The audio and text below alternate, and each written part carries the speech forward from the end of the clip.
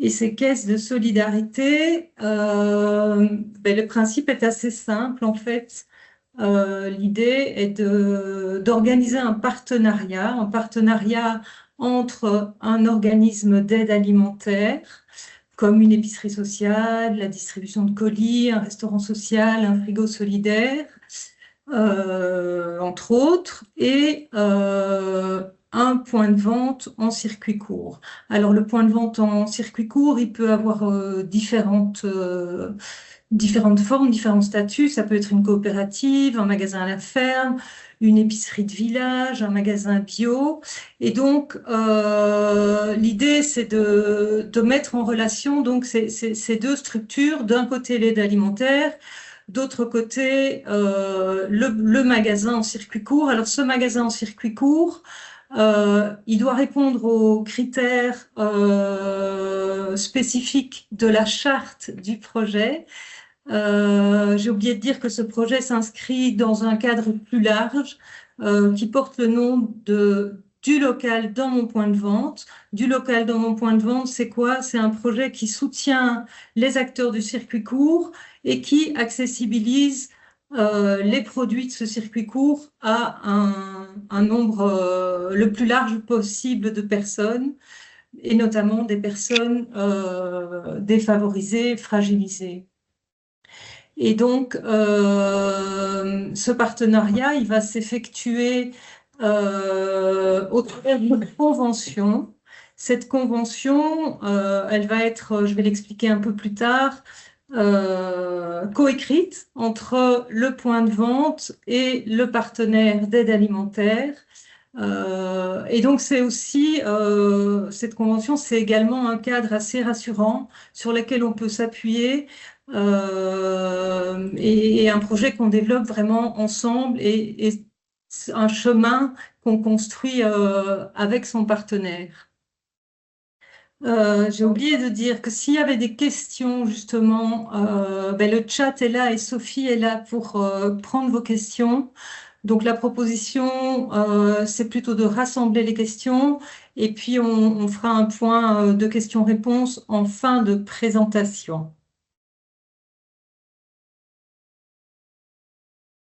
Alors l'historique du projet, c'est qu'on a démarré ce projet du local dans mon point de vente en juin 2023. Il a été poursuivi jusqu'en mars 2025 et durant cette période, 53 structures d'aide alimentaire ont pu profiter des dons au travers de la Caisse de solidarité. Et sur cette période, il y a environ un peu plus de 100 000 euros de produits qui ont été du coup distribués via ces partenariats. Alors, on a redémarré le projet en novembre. À ce stade, on a 96 points de vente qui sont partenaires du projet du local dans mon point de vente. Et sur ces 96 points de vente, on a 37 caisses de solidarité qui se sont développées. Alors, l'idée ici, évidemment, c'est d'élargir et d'augmenter ces chiffres, aussi bien au niveau des caisses de solidarité, mais également des points de vente partenaires. Donc, on a une cartographie dont vous aurez la référence en fin de slide, avec les points de vente qui sont actuellement partenaires. Mais donc, l'idée, c'est bien d'élargir ce chiffre et peut-être d'aller chercher près de chez vous un magasin à la ferme, une épicerie qui serait susceptible de pouvoir développer avec vous une collaboration et de développer une caisse de solidarité qui serait alimentée par leurs clients. Voilà, donc j'en viens au fonctionnement de cette caisse de solidarité. Donc l'idée, c'est que le magasin partenaire, il propose à ses clients de ajouter 1 € ou plus lors de ce passage en caisse. Alors cet euro, il va être transformé en 2 € par la région Wallonne. Et donc, l'enveloppe totale de ces dons va être mise à disposition de l'organisation d'aide alimentaire de manière à ce que cette organisation puisse faire ses achats dans le point de vente. Donc, d'un côté, on maximise les produits de qualité, les produits sains qui viennent du magasin, et d'un autre côté, ben, on augmente aussi les débouchés du point de vente. Et du coup, ça permet évidemment au bénéficiaire final d'avoir accès à cette alimentation saine et de qualité. Alors, on parle de produits locaux, de produits frais principalement. Donc, on a au travers de ce projet des produits qui sont éligibles. Donc, qu'est-ce qui peut être acheté via la Caisse de solidarité par l'organisation d'aide alimentaire? Ce sont des fruits et légumes, c'est de la viande et de la charcuterie, des produits laitiers, des œufs, des produits de boulangerie et alors le vrac sec, donc les farines, les céréales et ce genre de produits. Et donc ici, comme je vous le disais, on est reparti depuis le mois de novembre avec ces caisses de solidarité. Et ce qui c'est que la Wallonie doublera les dons qui sont faits dès ce jour, enfin depuis le début du mois, jusqu'à la fin octobre 2026. Alors comment ça s'organise? Ben, en tant que voilà, organisation d'aide alimentaire, donc c'est de trouver un point de vente en circuit court. Donc comme je l'ai dit plus haut, ben, soit vous allez voir dans la cartographie des points de vente existants, soit vous connaissez effectivement un maraîcher ou un point de vente à la ferme, une petite épicerie bio, puis vous allez le trouver en expliquant un petit peu le principe de cette caisse de solidarité et du coup, ben voilà, vous ouvrez les portes à un partenariat et ensuite, quand vous avez trouvé un magasin avec lequel vous pourriez organiser une caisse de solidarité, ben, l'important, évidemment, c'est de bien s'entendre sur les besoins de chacun du côté du magasin, du côté de votre organisation. Est-ce que vous êtes un resto du cœur et que vous offrez un repas tous les samedis, auquel cas ben, il faudrait que vous puissiez avoir accès aux produits, par exemple, le vendredi. Est-ce que ça fonctionne pour le magasin? Est-ce que c'est un bon jour? Qui est-ce qui va livrer? Est-ce que c'est le magasin qui va vous livrer? Est-ce que c'est vous qui allez plutôt venir enlever la marchandise? Comment vous allez communiquer, etc. Donc tout ça, c'est des choses qui sont super importantes et qui vont vraiment faciliter aussi l'organisation du projet, et le bon déroulement, le succès en fait du projet.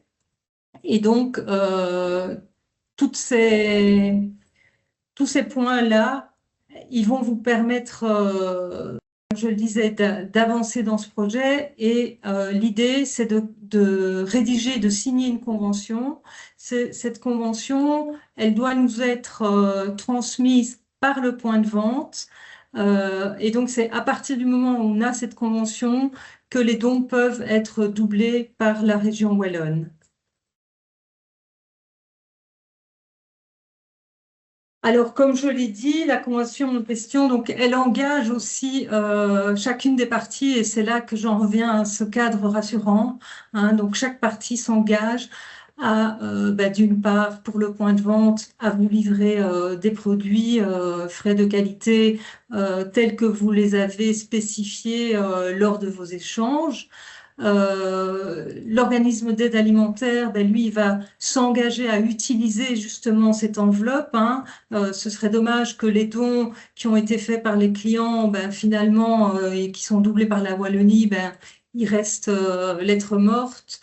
Voilà, donc c'est pour ça que c'est super important aussi de bien se coordonner en amont pour voir comment on va fonctionner.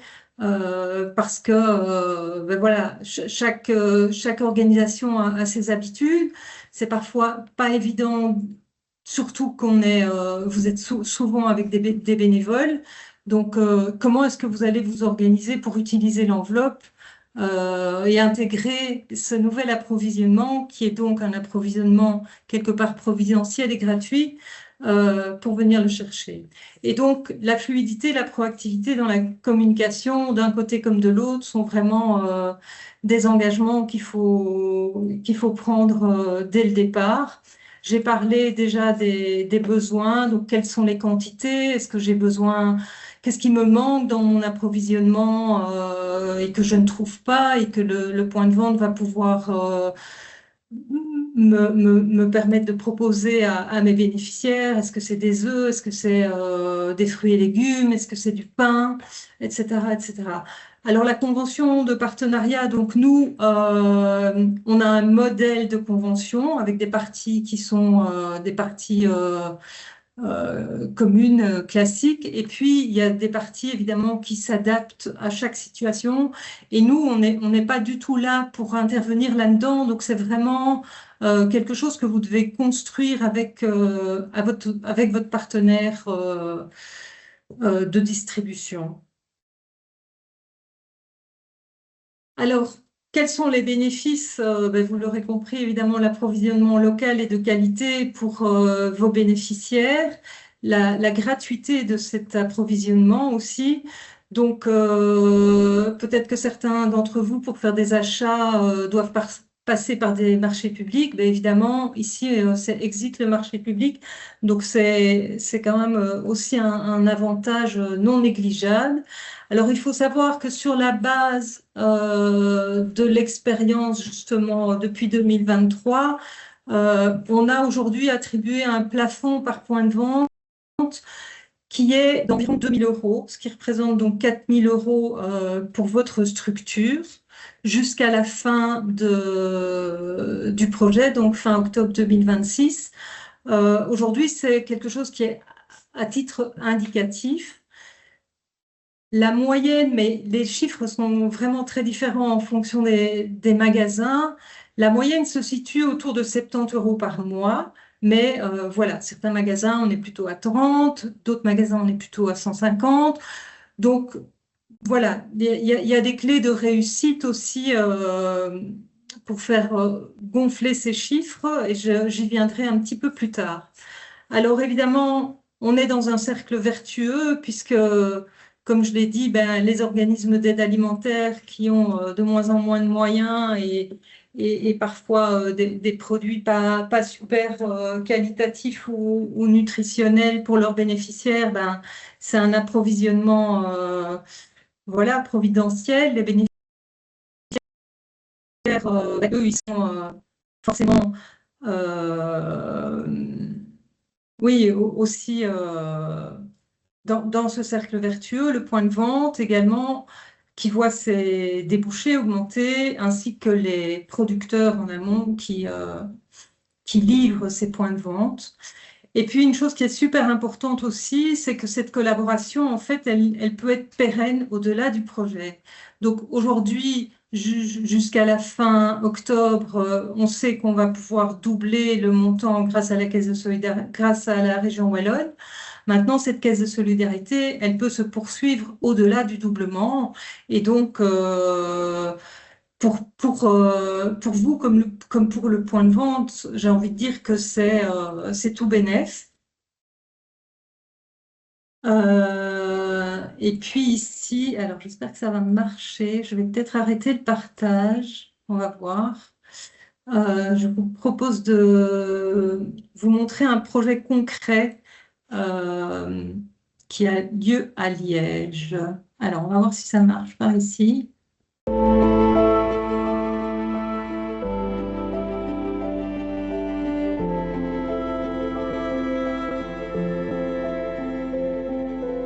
Je m'appelle François, je travaille chez les petits producteurs et je m'occupe un petit peu de tout, dont le lien avec Cœur SDF, puisque c'est en rencontrant Charlie que l'histoire a commencé. Donc le concept de la caisse de solidarité, c'est que les clients, quand ils font leurs courses, ils peuvent ajouter 1 €, 2 € à leur panier.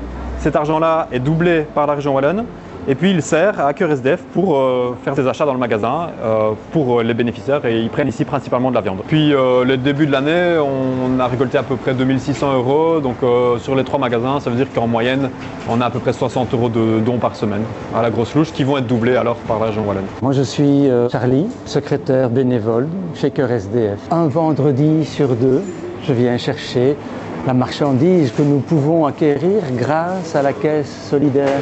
Je viens prendre la viande ici et c'est une viande de qualité extraordinaire, des producteurs locaux. Et alors aussi, lorsque c'est nécessaire pour les plats que nous cuisinons le samedi, eh bien je prends aussi des œufs, des laitages, parfois des légumes aussi. Une semaine sur 2, je reçois un mail qui me dit ce qui est disponible pour Cœur SDF. Donc il m'envoie la liste des denrées. Cette liste, je la transmets aux cuisinières de Cœur SDF qui me disent ce qui est nécessaire pour le menu du samedi. C'est un système qui fonctionne très très bien. C'est une routine, c'est une collaboration qui est parfaitement rodée. Moi, je m'appelle Pascal, je suis bénévole à Cœur SDF depuis 8 ou 9 ans, je ne sais même plus. On est samedi et comme tous les samedis, on prépare un repas pour une septantaine de SDF et de personnes précarisées. Alors au menu aujourd'hui, ce sont des hamburgers végétariens qui nous sont offerts par les petits producteurs et leurs clients. On fait beaucoup d'oignons, tout le monde pleure. Les bénéficiaires arrivent à 11 h. Nous, les bénévoles, depuis 8h30, nous avons préparé le repas, installé la table.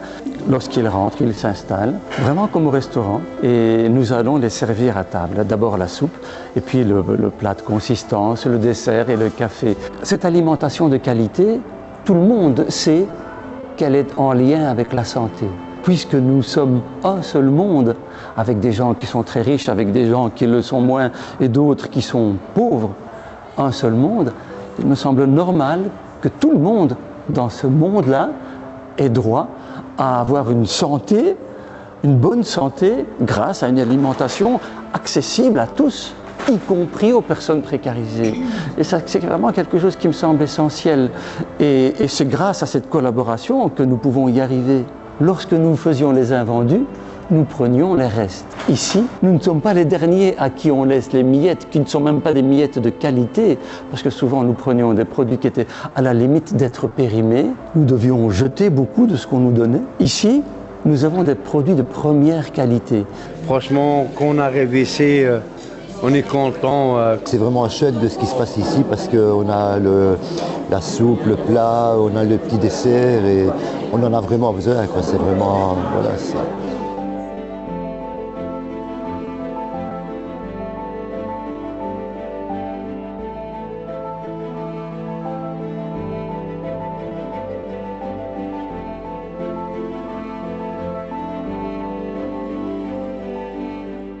Alors, les dons, il y a aussi moyen en fait de gérer ça un peu à votre sauce.